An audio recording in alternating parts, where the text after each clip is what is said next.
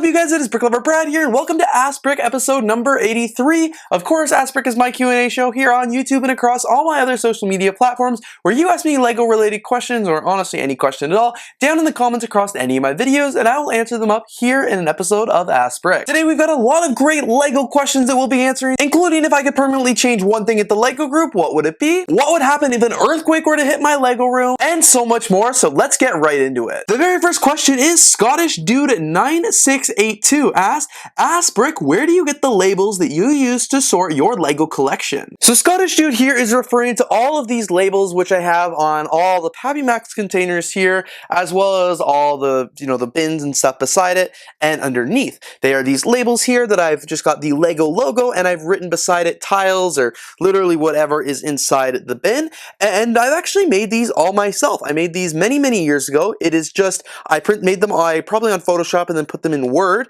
So basically what it was just a square text box with the LEGO logo and some white space on the side next to it. And then I printed all these off on just regular cardstock, put it through a laminator, and then actually cut everything out and just wrote in Sharpie right next to it what was actually inside here. I definitely could have done it on the computer and they would have looked a little bit nicer, but the reason why I wanted to laminate and write on them is because I figured as my LEGO collection moves, I could easily just wipe everything off and then rewrite it. And that's exactly what I've done. That's why on some of them you can kind of see the old font and the old text that used to be underneath. But I made all these labels. I made them in two different sizes. One small one specifically for the Pappy Max, and then some larger ones that were for any of the other bins here. And I just like them because they have the LEGO logo and they look very nice and professional, but they're completely just homemade. I probably don't have the file anymore, unfortunately, or I would offer to share it, but they're pretty easy to do. Like, it's not like I'm a Photoshop master. I just probably whip them up really fast. This next question is from Ani Asbrick. Aren't you scared of an earthquake happening? What would you do? Pretty much literally anytime I show my LEGO collection on TikTok or Instagram, somebody comments this and asks about an earthquake.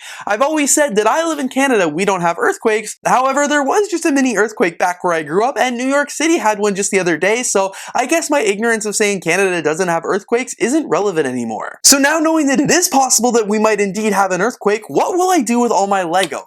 Honestly, you guys, an earthquake would absolutely suck because you guys can see all these shelves are filled to the brim with LEGO. They're right to the edge and there's a lot of things on each shelf.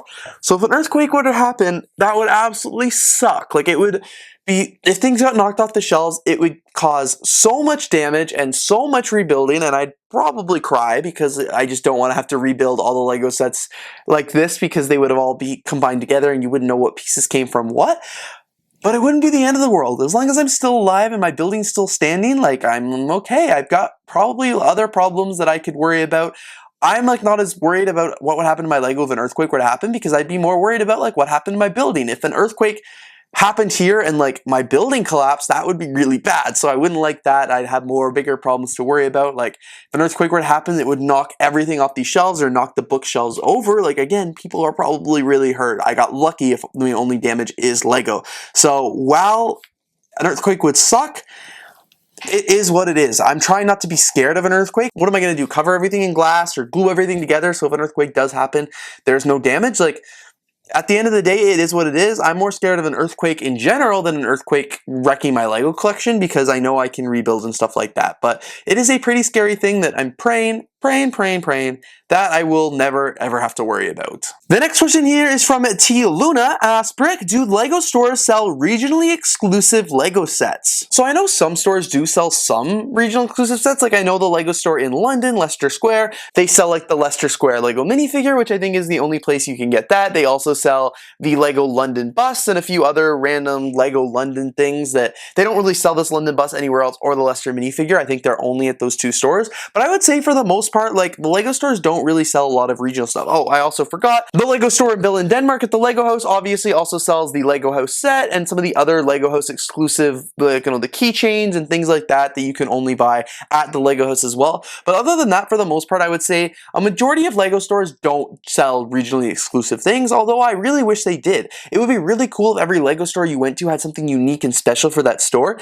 LEGO would make a ton of money if they did like 1x8 bricks or keychain bricks or like Lego minifigures that were exclusive to that store, people would go around and collect them all. I know I for sure would. Like Lego already has their passport collections, which you see people all over go and get their passport stamped at Lego stores, and this is free. Like Lego doesn't charge you to do this. So if they did want to make some extra money, they could do regionally exclusive things and sell them at each store, and I know I would buy absolutely them all to get the complete collection, but no. Other than those a few exclusive Lego stores that I mentioned, Lego doesn't sell really regionally exclusive things, which honestly kind of sucks. I wish, especially at least at the flagship, I wish they would do stuff like that, because when I go to a new Lego store, I want a souvenir. Going to the Lego store is a lot less special to me as an AFOL because I know what's going to be there. It's nothing too crazy or random that you're going to find. When I went to Disneyland Paris, I did get the minifigure factory, and I think that that's close enough, but a lot of the other Lego stores don't have things like that. So they don't really sell regionally exclusive sets. I had a friend who went to Shanghai earlier this week, and she went to that Lego store, and I wish I would have been able to say like, hey, can you pick me up XYZ? But they just don't have anything special in Shanghai for Lego, other than probably the box art and stuff like that in a different language, which would have been really cool. But yeah, other than that, no, unfortunately, they don't really sell regionally exclusive sets. Tying in perfectly to that last question here, this one is from SS Tips.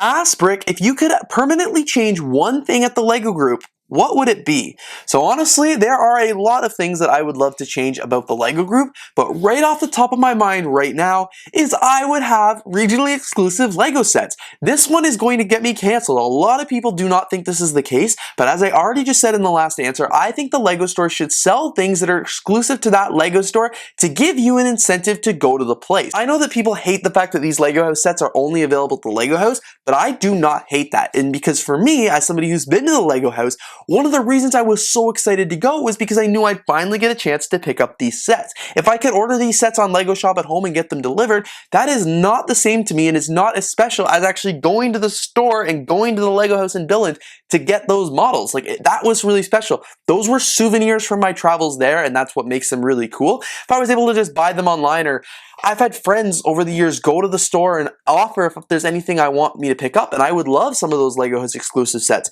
But I don't want them if I don't get to go to the Lego House and get them myself, if that makes sense. Like, I'm not just collecting them to collect them. I want to collect them as souvenirs and as the memories of actually going. So if I could change one thing about the Lego House, it would be to have more regionally exclusive sets. Not only would I have sets maybe specific to that country or region, like I mentioned in the last answer, my friend going to Shanghai, maybe have something to do with China at the Lego store you can only get in China, or like Leicester Square has some more London exclusive sets. I would have definitely those things, like to make it an incentive to go to those stores and visit, you know, get more than just a passport stamps. And maybe they can't do this at every Lego store, but at least the flagship stores. But then if I could choose, every single Lego store in the world would have something exclusive to that store that's the same. So as I mentioned, maybe it's a 1x8 brick with that Lego store name printed on it. Maybe it's a keychain, or like maybe it's a little model build, or a minifigure, or something like that. Something that's exclusive to that store that has that store printed on it and makes it special. Like, maybe that would be hard to do with like every state has a Lego store thing with the store printed on it and then something to do with that state. That might be a little bit harder than just doing a brick with the store on it. But like I already mentioned, people collect their Lego passports and they get a stamp with the store name on it. I would love to collect an actual physical piece of Lego. They could charge $5 or $10 for this and people would still buy it every single time they go to a new Lego store. If it was a 1x8 brick, I would just have a whole stack of all the ones that I've been to of all the Lego stores. If it was minifigures, I'd have a whole nice little display. If it was little sets, I would also have a nice little display. So I definitely think Lego should do something for each individual Lego store that's more than just the passports, to give people an incentive to go and visit more Lego stores. When I go to a new city or something like that now, unless it's a flagship store or they have like a minifigure factory, I'm not really going into my way to go visit the store because I know what sets they're going to have there. Often if it's just a regular store in a mall, they don't really have any cool builds or anything like that as well, like nothing really special. So it's like, why would I go to a Lego store here on my vacation when I could go to a Lego store back home and see the exact same things? And the stores themselves are relatively the same. But I would make way more of an effort if they had some regionally exclusive or store exclusive sets, minifigures, parts, or whatever it is for sale. And I think that's exactly what I would change from the Lego group if I was in charge. There's probably a few other things that I'm not thinking of right now as well that I would change if I could, be in charge of the Lego group for a day. But that is the biggest one that I can think of that I think would be really, really cool. Brickman asks Brick, what do you think of the Friends/Disney mini dolls? I personally can't stand them and wish Lego would give us minifigures instead of mini dolls that are bald. So I want to preface the answer to this question that I absolutely love Lego minifigures. I've got drawers and drawers of Lego minifigure parts, all nicely sorted here, all put away nice and properly. Like, huge fan of Lego minifigures. I've also got these storage containers all divided up of all the different Lego minifigure parts, and way here in the bottom in one of the last drawers, I've got a bin of just Lego mini doll parts. Minus all the hair, of course, because that's all here in the hair bin. But Brickman, like yourself, I am not a huge fan of the mini doll pieces. I think they're a little weird. They are just a little out of scale compared to actual Lego minifigures. And I guess I just don't necessarily see the purpose of them. Friends are a little bit different because these are more like the Polly Pockets or more like little dolls that girls would actually play with. Originally, I thought, like, why couldn't Lego Friends have just included regular looking Lego minifigures? That way they could be Friends minifigures, but they're still relevant and still able to be used in any other Lego set, whether or not what theme they are, like creator, stuff like that. But then I realized that the Lego Friends line was definitely tailored towards girls, and they were trying to get them into Lego versus things like Polly Pockets or Barbies and things like that. And all of those figures look the same, and they're all very feminine, very curvy, things like that. So I'm assuming that's why they wanted to get the girls into it.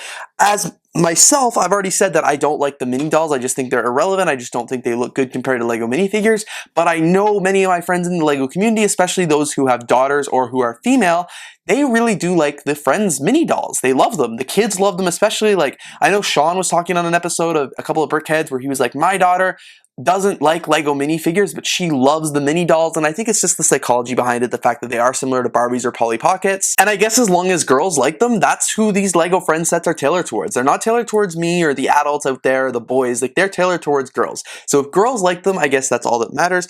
I wish that Disney Lego mini dolls could have been Lego minifigures, because I would have loved to have some of those in minifigure form. But to me, like you guys see, I just disassemble all my Friends dolls here and just like throw them in here. Like, they're not very special to me. Like, they're just random pieces that I'll have if I need them. You are not going to see me having mini dolls in my Lego City or anything like that, maybe except for mannequins at stores, but I prefer regular Lego minifigures, and I know many people do as well, but I think that's just because we're not the correct target demographic for the mini dolls. Like, the people who they were made for absolutely love them, and I guess that's honestly all that matters. But I do agree with you, I wish some of them would have been Lego minifigures, especially those Disney ones. And alright, you guys, that actually brings us to the end of this week's episode of Ask Brick. Thank you all so much for your questions. Please continue to leave them down in the comments below across my YouTube videos or any of my other videos as well. Don't forget to use the hashtag AskBrick so I make sure I get to your question on a future episode. Thank you guys again so much for watching today's video. If you did enjoy, please don't forget to leave a like, comment, and of course subscribe. And I'm looking forward to seeing you all here in the next one.